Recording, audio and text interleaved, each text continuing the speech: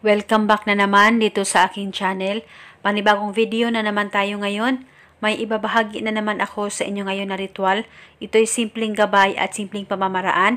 At ito ay makakatulong sa inyo, lalong-lalo na sa nagkamalabuan na magkarelasyon.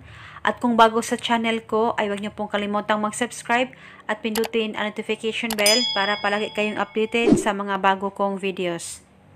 Gusto mo ba na siya ay hindi magiging komportable kung hindi kanya nakikita o nakakausap araw-araw kahit sa cellphone man lang? Lalong-lalo na matagal na kayong hindi nag-uusap na dalawa dahil sa hindi pagkakaintindihan ninyo sa isa't isa. Gawin mo lamang itong ritual na ituturo ko sa inyo.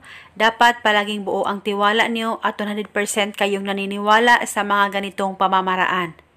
At gawin itong ritual sa kahit na anong araw o oras, at kung sakaling kayo ay may katanungan, mag-comment lang po kayo sa baba.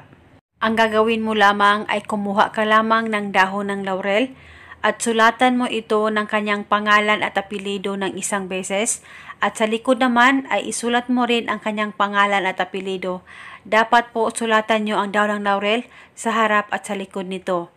At pagkatapos mo nang masulat ito, ay kumuha ka ng maliit na baso at ilagay mo ang dahon ng laurel.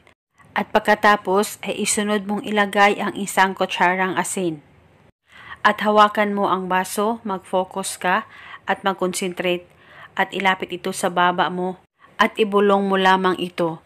Pangalan at apelido, ikaw ay hindi magiging komportable kung hindi mo ako makikita o makakausap araw-araw. Ibulong mo lamang ito ng 7 beses. At pagkatapos nito, ay itago mo na itong ritual. Pwede ito ilagay sa ilalim ng kama mo. At pwede rin ito ilagay sa ibabaw ng inyong kabinet.